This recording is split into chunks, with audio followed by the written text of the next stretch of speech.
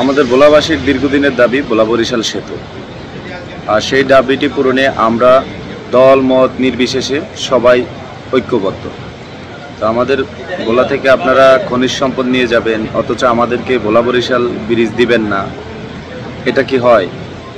আমাদের ভোলা থেকে খনিজ সম্পদ নিতে হলে আমাদের ভোলা বরিশাল সেতু দিতে হবে। আর যদি ভোলা বরিশাল সেতু না দেন, তাহলে আমরা ভোলা প্রবাসী যারা আছি সকলে রেভিডেন্স শাটডাউন করে দেব। তাহলে এই সরকার বুঝতে পারবে আমরা ভোলাতে, বিশেষ করে ভোলার 65% লোক প্রবাসে আছে। যদি আমরা সবাই ঐক্যবদ্ধ হয়ে রেভিডেন্স শাটডাউন করে দেই, তাহলে যে কোনো সরকারই আসুক না কেন আমাদের ভোলা বরিশাল সেতু দিতেই হবে। এটা আমাদের প্রাণের দাবি। আর এই ভোলা বরিশাল সেতুর জন্য আমাদের মা বোন বা বাবা চাচা যেই অসুস্থ হয়, টাকা নিতে হলে আমাদের অনেক কষ্ট করতে হয়। যদিও দক্ষিণ অঞ্চলের মানুষের পদ্মা সেতুর জন্য অনেক আকাঙ্ক্ষা ছিল, সেটা পূরণ হয়েছে। এখন আমাদের ভোলা বরিশাল সেতু চাই আমরা, আর আমাদের এই দাবি মানতেই হবে।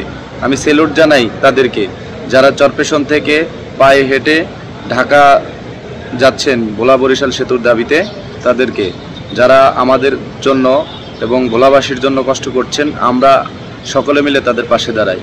আসুন আমরা সবাই হাতে হাত রেখে কাঁধে কাঁধ মিলিয়ে ঐক্যবদ্ধ হয়ে প্রতিবাদ গড়ে তুলি। আমাদের ভোলা বরিশাল সেতু চাই। যদি আমাদের থেকে খনিজ সম্পদ নিতে হয়, তাহলে আমাদেরকে ভোলা বরিশাল সেতু দিতে হবে।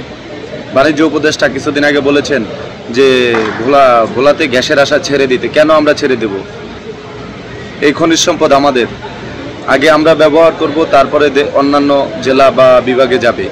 আর যদি আমাদের থেকে এই খনিজ সম্পদ নিতে হয়, তাহলে আমাদেরকে আগে ভোলা বরিশাল সেতু দিতে হবে, তারপরে আমাদের থেকে খনিজ সম্পদ নিতে হবে।